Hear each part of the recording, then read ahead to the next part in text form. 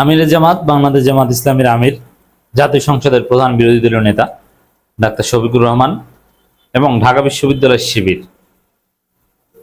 কঠিন কিছু অবস্থান ব্যক্ত করেছে। This is for the first time. এত কঠোর আগে হয়নি বিএনপির বিরুদ্ধে। তাদের অবস্থান থেকে 180 ডিগ্রি ইউটার্ন বলতে পারেন, 180 ডিগ্রি ঘুরে গেছে। বিএনপির সমালোচনা, ছাত্র দলের সমালোচনা জামাত আমির ঢাকা বিশ্ববিদ্যালয়ের শিবির করবে, ইটস নর্মাল। কিন্তু সমালোচনাটা একদম তীব্র হচ্ছে, এর মানে বিএনপি রেড লাইন ক্রস করছে, যার ফলে জামাত আমির কিংবা ঢাকা বিশ্ববিদ্যালয়ের শিবির তারাও কঠোর হতে বাধ্য হচ্ছে।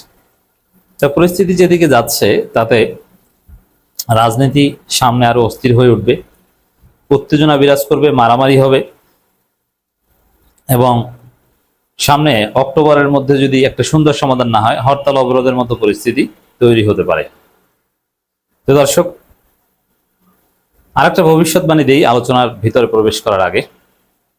আপনারা যেটা দেখতে পাচ্ছেন, আজকে নাসিরউদ্দিন পাটোয়ারি মার খায়, আমি প্রেডিকশন করছি এবং আমি জেনে শুনে বিএনপির পরিকল্পনা বুঝে তারপরে বলছি এবং অনেক গুরুত্বপূর্ণ তথ্য নিয়ে বলছি।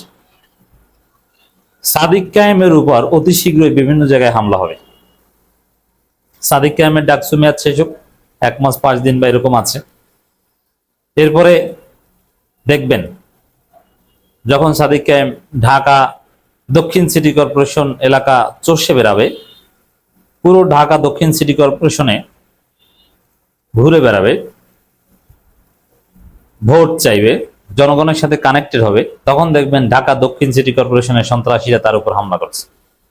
চট্টগ্রামে গেলে সেখানেও হামলা করার চেষ্টা করবে, কারণ সাদিক কায়েম জামাতের অতি প্রোটোকলের মধ্যে থাকবেন না, তিনি গণমানুষের সাথে মিশে যাবেন, আর তখনই এই হামলাটা করবে।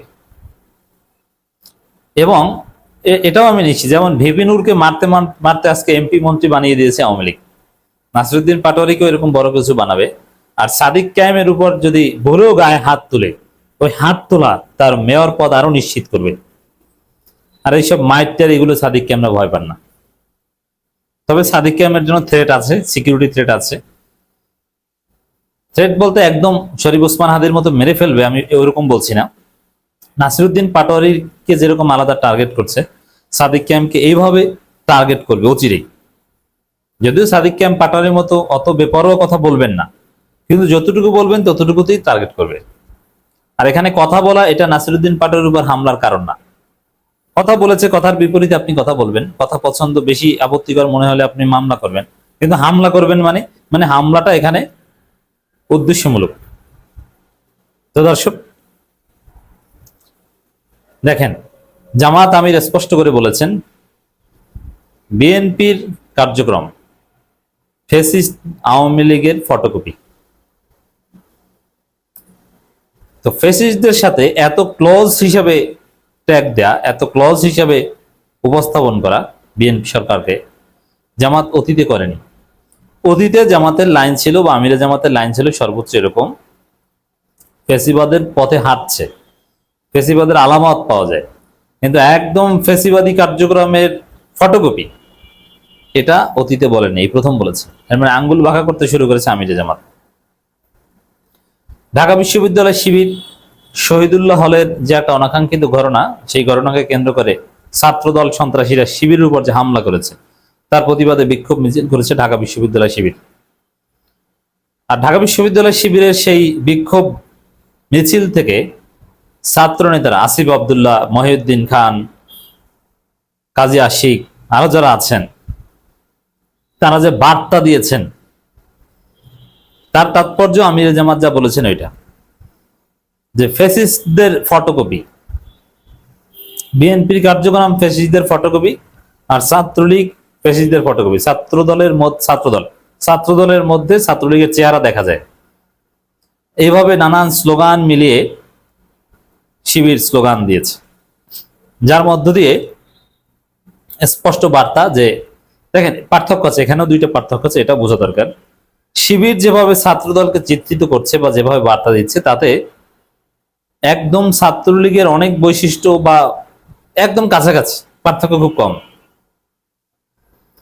কিন্তু এবং পরিণতির কথা সেম বলেছে, যে ছাত্রলীগের মতো কার্যক্রম করছেন।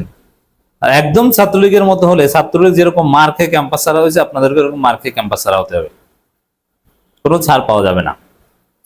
আর ছাত্রলীগকে মারা কঠিন ছিল, 17 বছর পর শেষে এসে মারতে হয়েছে, তাও পুলিশ নিষ্ক্রিয় হয়ে যাওয়ার পর, অথবা ভয়াবহ ছাত্র অভ্যুত্থানের মধ্য দিয়ে ছাত্রলীগকে পেটাতে হয়েছে, ক্যাম্পাস ছাড়া করতে হয়েছে। কিন্তু ছাত্রদলকে ক্যাম্পাস ছাড়া করতে একটু সময় লাগবে না, কারণ পুলিশ ফ্যাসিস্ট পুলিশের মতো সার্ভিস দিতে পারবে না। আবার এবার শিক্ষার্থীরা সচেতন, তারা তাদের হিস্সা বুঝে নেবে। বিশেষ করে আমি তো মনে করি যে ডাকসুর মেয়াদ শেষ হলে সাধারণ শিক্ষার্থীদের উপর নানানভাবে নির্যাতন করবে ছাত্রদল, আর তাদের সাধারণ শিক্ষার্থীরা ফুঁসে উঠবে ছাত্রদলের বিরুদ্ধে।